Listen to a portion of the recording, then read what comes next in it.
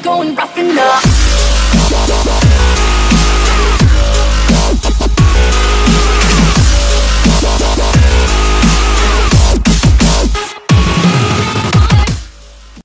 What's going on, guys? Bodhi here, and welcome to my one-man army full rules video. Pretty much this video I'm creating it so that I can explain the full rules to my series and then put them all in the description as like an aid in a way to actually telling you the full rules, so I don't have to explain them every single time I upload a video, because I'm pretty sure the series is probably going to go over 50 episodes as how it's going so far. It's going to take me a long time to complete it. That being said, if I just make one single video that explains the full rules at the start of every video, I can just link directly to this one and it will tell you everything. So I'm going to just do this professionally. I'm just going to jump directly into the rules. I'm going to quickly write them all down now and probably just read them off the text and then put in things here and there, but I'll get them all for you now. Before I actually jump into any of that, what I want to quickly say, a good way to picture the series is I am playing RuneScape alone. Consider it single-player RuneScape. Now, a lot of people are going to jump on me for the how a friend has a solo RuneScape going on. I was actually going to use the title solo RuneScape. I can't remember what it was. It's identical to the one he's using. I can't remember what it is. But then he used it, and I hadn't uploaded the video yet, so I had to change mine. But then I thought One Man Army was actually a better title for me, so I was actually quite happy that happened because I'm much happier with this name. But a good way to actually picture the series is, consider me, I am the only person in the game. There is nobody else. Therefore, everything I do, nobody else is a part of it, except in the situations in the game where it is impossible for me to do it alone. An example of those is the Hero's Quest. You need a partner to get the Pete's Candlestick. The Shield of Arrav quest, you need a partner to get the second half of the shield. And in certain minigames, such as Barbarian Assault, Pest Control, and things like the Dagon of King Doors, the Shades of Morton Temple, all that stuff is impossible to do by yourself. You do need another person there. So those are the only exceptions where I will be be allowed player aid in the actual series itself. That's a good way to see it. So later on in the series, when I do complete certain things such as Void and Torso and all that stuff, don't leave in the comments things like you can't do this because you're with other people. There are the very few exceptions because it is impossible to do it without those other people. Anything where it is possible to do it with another person, example is I'm going to make a Zerker account, right? If I want to kill, let's say, Saradomin boss to get myself an Armadillo crossbow, which I might do, because Saradomin boss is soloable, I have to solo it. I cannot take a team. Another example, any God Wars, any boss in general, all of them are soloable. There's no boss in the game that requires a duo except for getting through the DK doors. But the help for that would be they open the DK doors and then I go through alone. They just teleport out. No suicide and no nothing. I have to do everything myself from there except for the areas that are impossible. That is a good way to see the series. So if you're thinking to yourself, what can I do? What can't I do? Think of everything that is impossible to do with one person and all of that stuff I can do with other people. Everything else must be done myself. So hopefully you actually understood what I was saying there, but that is a general guideline to how to actually see the series, and then obviously there'll be the adaptations which I talk about now. So obviously, the main rule, there is no trading, there is no interaction with players. As I said, nobody exists. Everything I do myself. The only things I can use is shops and my own spells or any of that stuff. Anything that I can do by myself, I can use it. What I want to quickly say is, well, I'll jump into the rules now, but when I say that there's no player interaction, I can only buy store-stocked items. What that means is if I go into a general store and there is an Abyssal Whip in the store, that was obviously sold by a player. If that player didn't exist, due to the fact that I'm the only person in the game, that whip would not be there. I cannot buy it. It's not there. However, if I go to the charter boat and there is, let's say, 15 pineapples there, I can buy those because they would be there if I was the only player in the game. So I can't buy anything that is not stocked by a store when it comes down to actually going to stores. Other than that, everything has to be collected myself. I can use spawn points, I can use monster drops, I can use foraging spells, I don't know. And I can just collect the resources in general. I have to go and collect everything myself. Good way to see that is I am a self-sufficient account, as you have seen in the intro. The word self-sufficient means I do everything myself. I think that's a good like overview of the main challenge of the series in a way, the main like rule in a way. While I'm making this video, everything I want will be in the description. I will put everything in full in the description if you want to read through that. While you're listening, if you can just do that. But what I'm saying out loud is pretty much going to answer everything you really want.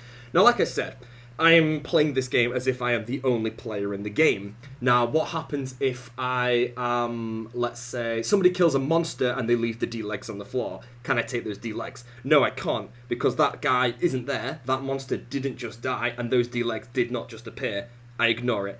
If somebody comes up to me and drops full third age melee, that person does not exist. That third age melee he dropped does not exist. No, I cannot pick that up. Just to like go back on that, when I say that I'm the only person in the game, obviously at the end of the challenge there is the part where I have to kill people. Now, I can kill people throughout the entire series if I want, but I cannot loot any items until I have unlocked Barrows Gloves, which will probably be one of the last things that I unlock. I have a feeling I'll be asked this throughout the entire series by a lot of people.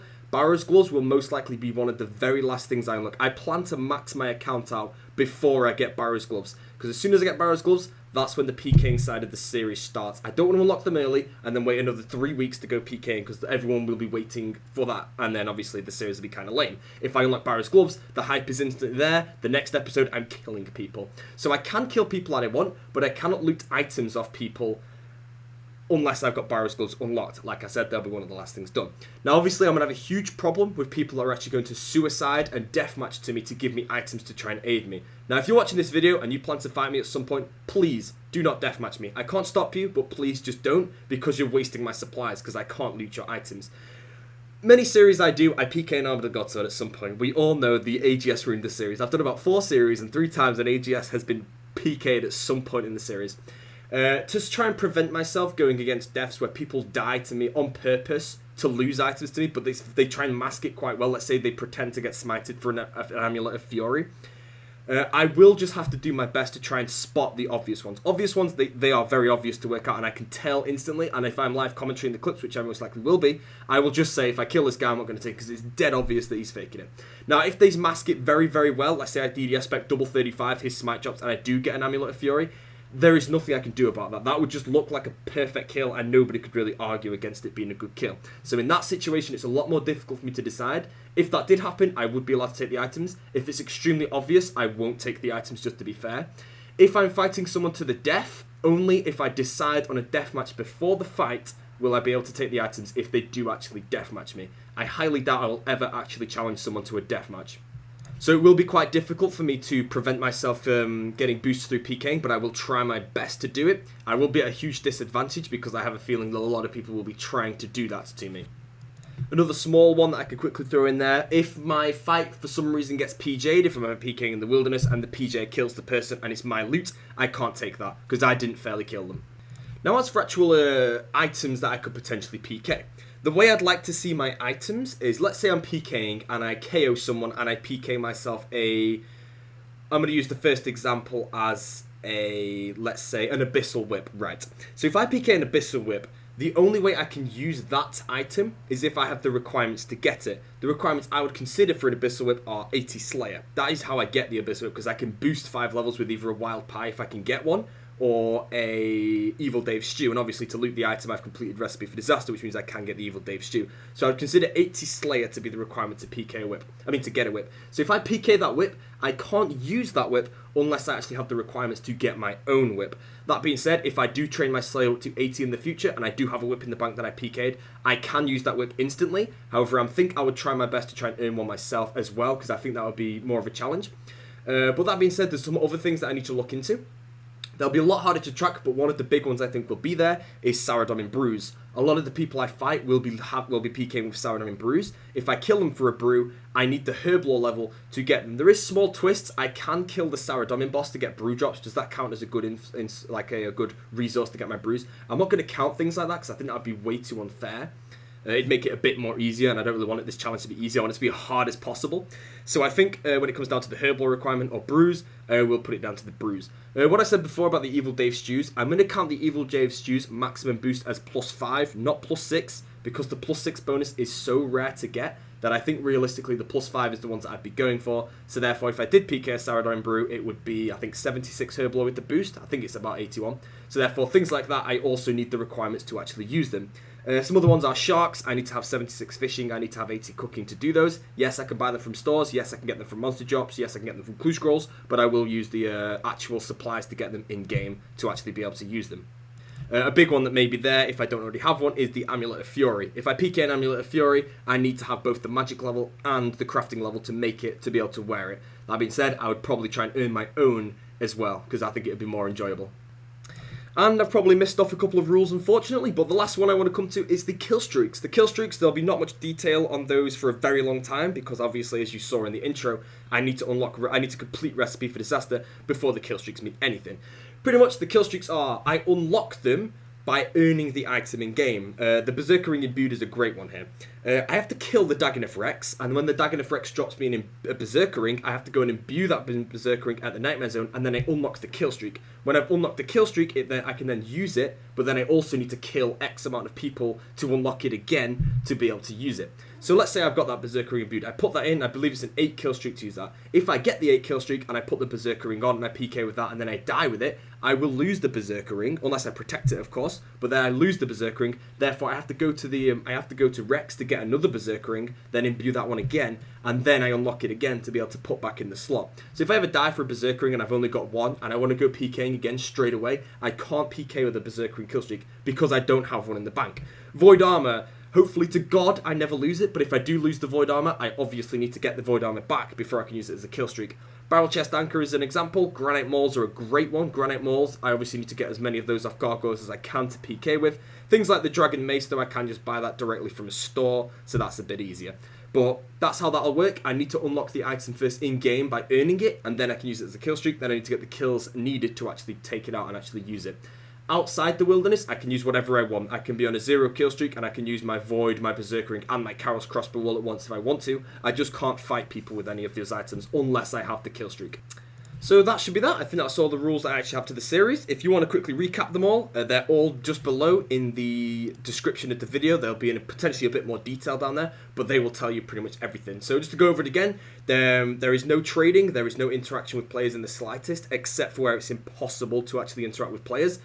Barbarian Assault, Pest Control, Dagonoth King Doors, Hero's Quest, Shield of Arrav, Shades of Morton is some examples.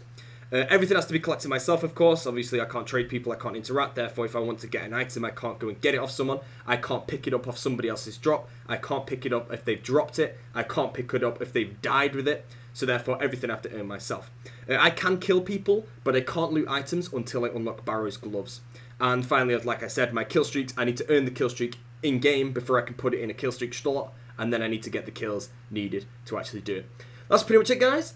I really hope you are looking forward to the series. I have probably, as of making this video, I've probably put about 400 to 500 hours of time into the series so far. I have 15 episodes to upload. I'll probably be uploading those every 2 or 3 days.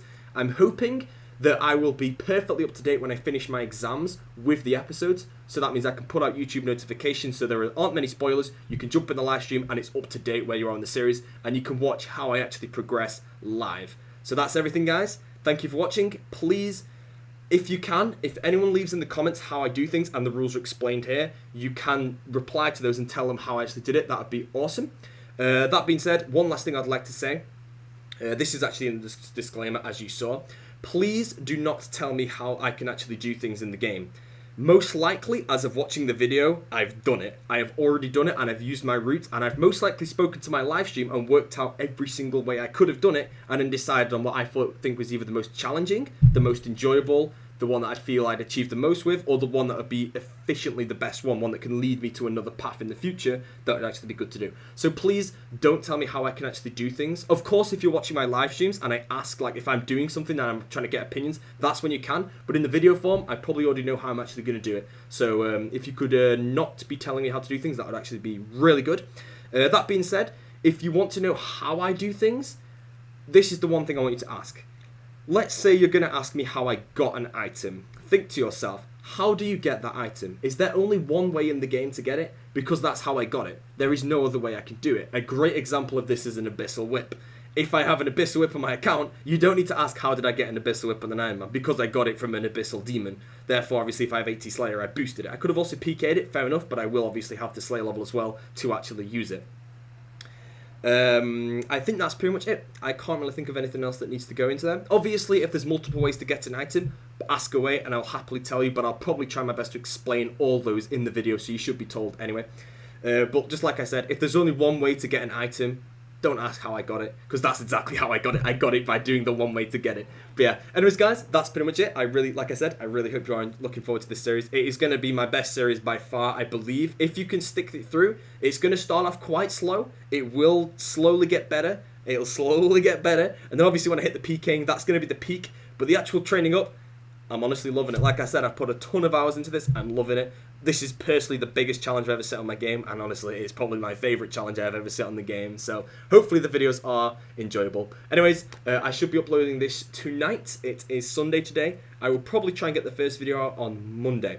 I do have an exam tomorrow, so I don't want to start editing them now. I will start editing them, and I'll probably set them to go live every 2 or 3 days, so I can hopefully get the last episode up when I finish my last exam, so I can get the live stream up parallel to where you are all up to. That would be absolutely wicked. So anyways guys, see you all later.